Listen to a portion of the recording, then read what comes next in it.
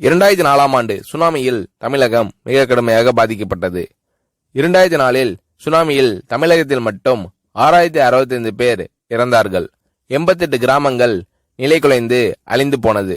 இந்த சூழ்நிலையில் அம்மா அவர்கள் எடுத்த நடவடிக்கையால் 10 கிராமங்களுக்கு ஒரு அமைச்சர், ஒரு IAS அதிகாரி, ஒரு PRO என்ற ஒரு குழுவை அமைத்து உலக வரலாற்றிலேயே இது போன்ற மீட்பு நடவடிக்கை இருந்திருக்காது என்ற அளவில் 3 நாளில் பாதிக்கப்பட்ட கிராமங்களுக்கு மின்சாரம் வழங்கப்பட்டது.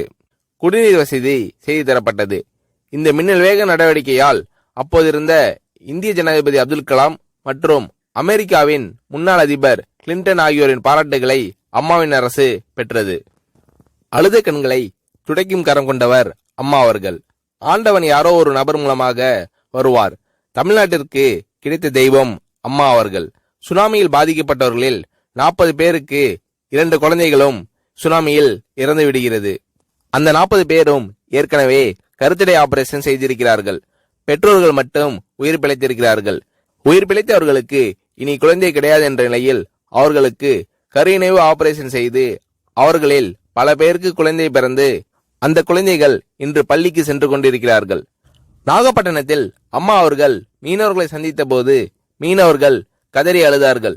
அவர்களிடம் அம்மா அவர்கள், நான் இருக்கிறேன், நீங்கள் கவலைப்படாதீர்கள், இழந்து போன உயிரை தவிர மீதி அனைத்தையும் நான் உங்களுக்கு தருவேன் என்று அவர்களுக்கு தேவையான அனைத்து உதவிகளையும் செய்து தந்தார் அம்மா அவர்கள்.